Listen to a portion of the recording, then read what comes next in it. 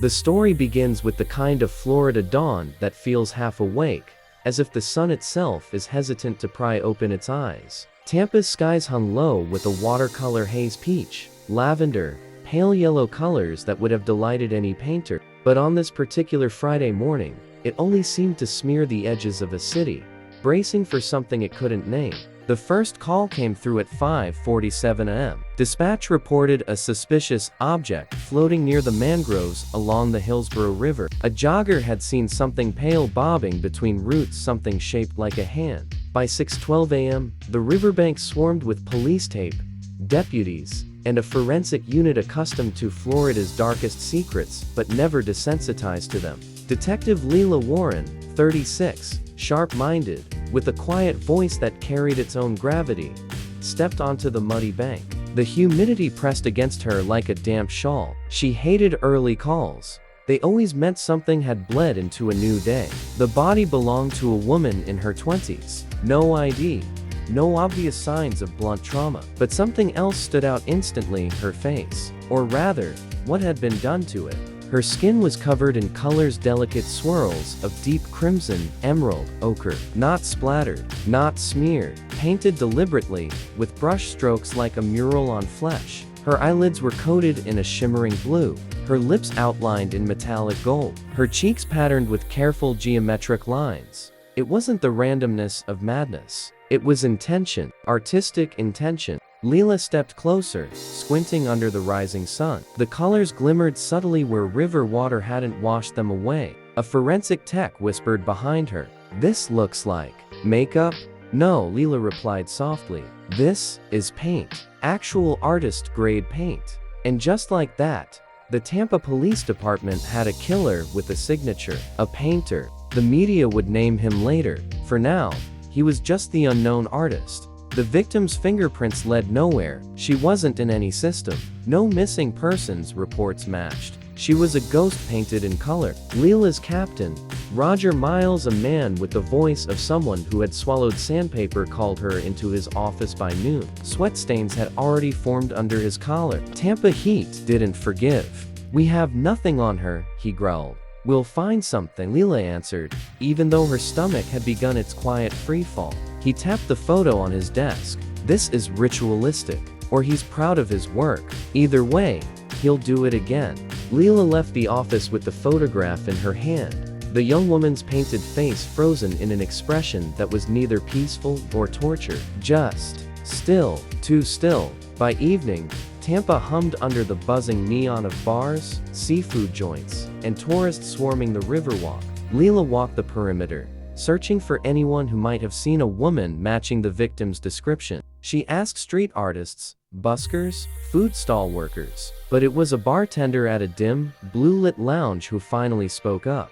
"I've seen her," he said, wiping a glass. "Came here 2 or 3 nights ago. Quiet. Sat alone. Some guy kept talking to her. Tall, thin, wearing one of those painter aprons, but like, casually." I remember thinking, who the hell wears an apron to a bar? Lila felt something tighten in her chest. Did she leave with him? Not together, but they left around the same time. Within a minute, the bartender scratched his jaw, eyes narrowing as memory caught up. He had paint on his hands. Blue and red. Looked fresh. Lila's pulse stumbled. She asked for the camera footage. The bartender shrugged apologetically. "Cameras are just for show. They don't work." Classic Tampa. As Lila walked back into the night, her mind sketched the silhouette of the man. A painter, confident enough to approach strangers, careless enough to wear an apron in public, proud enough to not hide the paint on his skin. Artists were predictable in their unpredictability. They returned to their spaces, their studios, their sanctuaries, their obsessions. But she didn't expect what came next. 2 days later, another body was found, this time in an abandoned house in Ybor City. A teenager, barely 18. Same paint, same style, same quiet artistry on her skin. But there was a new detail on her right palm. Beneath a swirl of emerald, the text found a tiny, nearly invisible signature. 2 initials, Eve. The city bristled under a curtain of fear. News stations spun the story all night. The painted corpse's killer, they called him.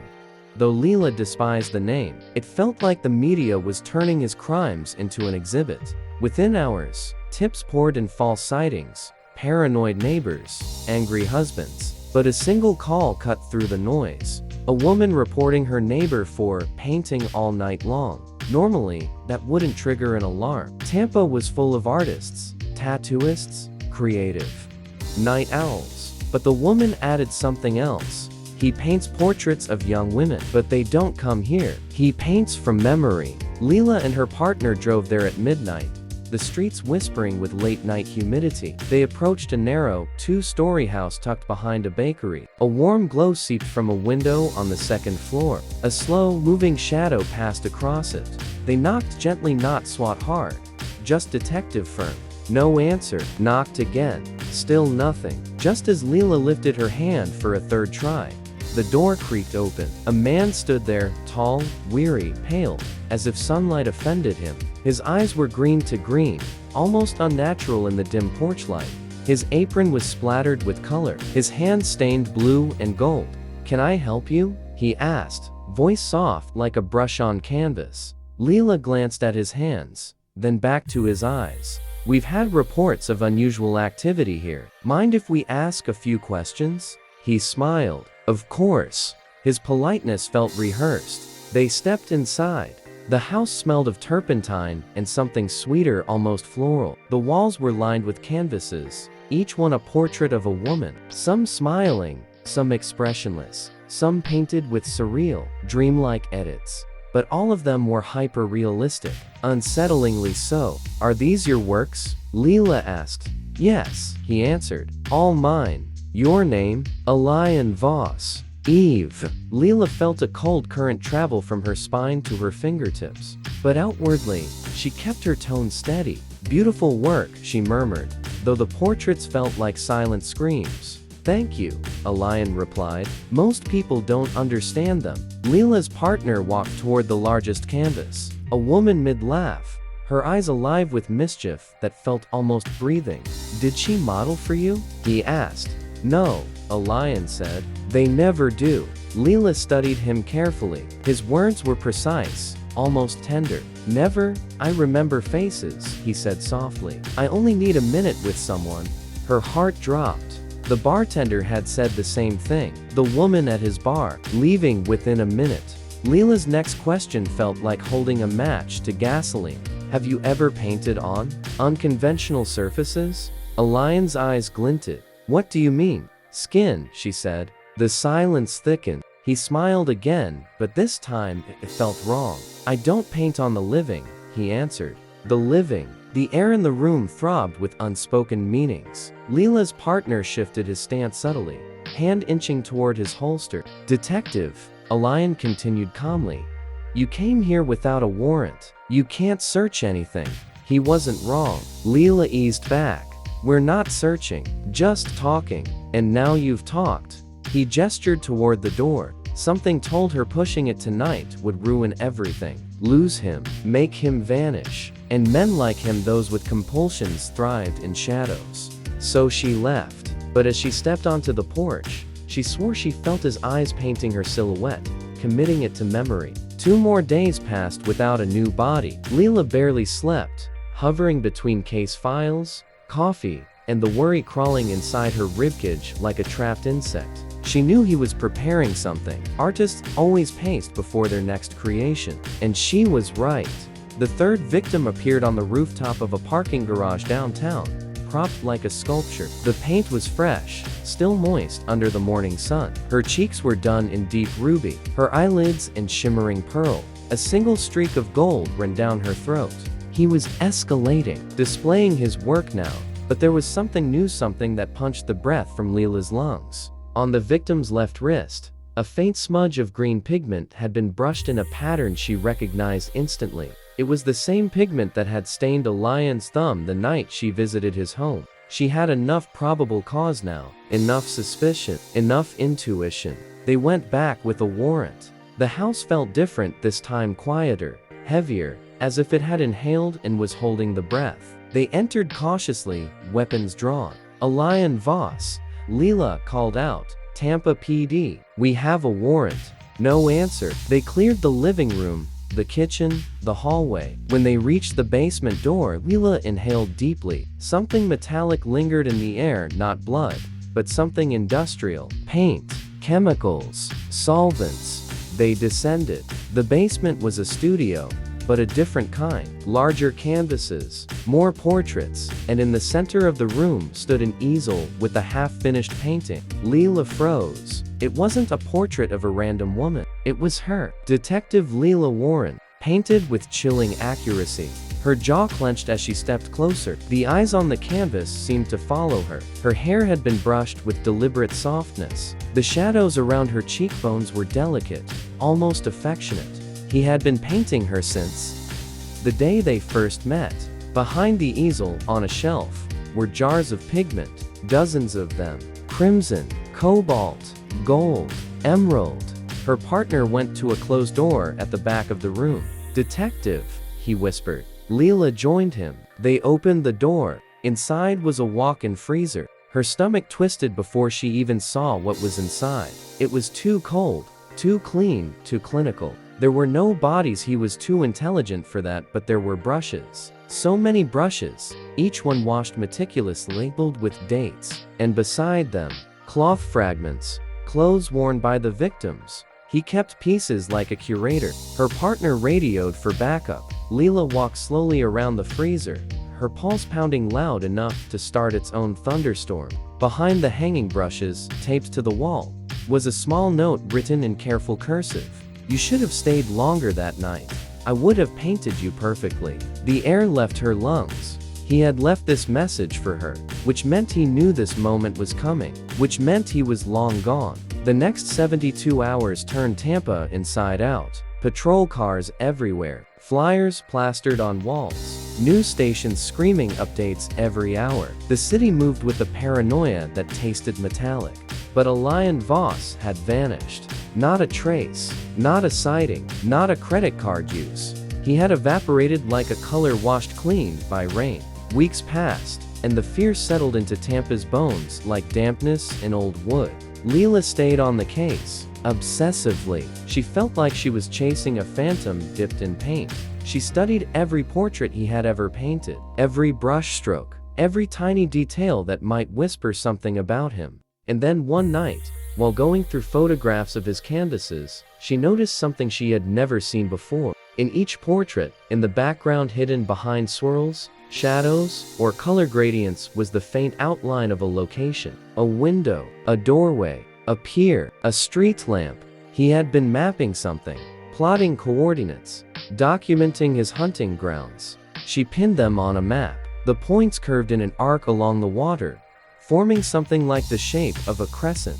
One place sat at the very center of the arc, a small, abandoned paint factory on the edge of the bay. She went alone. Some part of her knew she shouldn't. But this wasn't about police protocol anymore. It was personal, the kind of personal that doesn't ask permission. The factory loomed against the sky like the skeleton of a forgotten era. Rusted pipes, shattered windows, sea breeze whispering through decayed metal. She stepped inside. Her flashlight swept across empty rooms, peeling walls, dust that danced in her beam like muted confetti. She walked deeper, past old machinery and broken pallets. Then she saw it. A fresh canvas, centered perfectly in an open space, as if placed there minutes ago. Her breath caught. On the canvas, painted with the delicate confidence of a master, was a woman's silhouette. Not detailed yet, not finished, but unmistakable. It was her. Another portrait of her, posed different, lighting different, almost serene. But this one had no face yet. The canvas where her face should be was still blank. A sound echoed from behind her, a footstep. She turned sharply, flashlight trembling slightly in her grip. "A lion," she called out, voice steady but thin as the edge of glass. "It's over." The shadows didn't answer, only the soft rustle of something shifting against metal. "A lion," she repeated. "You're done running." Then a voice drifted through the darkness, calm, gentle, almost disappointed. "You came alone." Lila's heartbeat stuttered. "A lion. Step out where I can see you." "I didn't think you'd understand my work," he said. "But you do." She backed slowly toward the canvas, keeping her flashlight steady. "This ends tonight." "It does," he whispered. "But you misunderstand. I never wanted to hurt you." His voice moved closer, then farther, like he was circling. "I only wanted to paint you properly, before the world ruins your face with its exhaustion." Her breath sharpened like a shard. "A lion. Step out." Something clicked. Metal tapping concrete. Then his voice hardened, still quiet, but edged. "I won't be taken. Not by men who see art as crime. Not by systems that see beauty as illness." Lila's fingers brushed the holster at her hip. "A lion. Don't." Silence. Then a flash of movement. A figure rushing. A glint of something in his hand, metallic, sharp. Lila's reflexes kicked in before fear had time to bloom. 2 shots fired. The echoes rippled through the factory like fractured thunder. A body collapsed. A lion Voss lay on the concrete, paint-stained apron spreading around him like a broken pallet. His breathing shallow, his eyes still too green. He stared up at her, a faint smile touching the corner of his mouth. "You ruined the portrait," he whispered. Lila approached cautiously. "It was never a portrait," she said. "It was a warning." "No," he murmured. "It was supposed to be my masterpiece." His hand twitched toward the canvas behind her, and then it fell still. For the first time in weeks, the city of Tampa exhaled. The painted corpse's killer was gone. Backup arrived minutes later. Sirens, floodlights, officers swarming the place like ants, claiming a fallen predator. They covered his body. They documented the evidence. They collected the unfinished portrait, a haunting, almost reverent depiction of Lila in shades of pale gold. It was locked away, never displayed publicly, but Lila never forgot it. Months passed. Calm returned to Tampa, though with a faint unease like the aftertaste of a bitter fruit. Lila returned to her regular caseload, but something in her shifted, a quiet scar beneath the ribs. Sometimes, on late nights when humidity clung to the city like a second skin, she swore she smelled turpentine in the air. And sometimes, just sometimes, she wondered if a lion Voss had truly finished painting her in his mind long before she ever found the bodies. Because some artists don't need brush or canvas. They only need memory, and his memory had been perfect.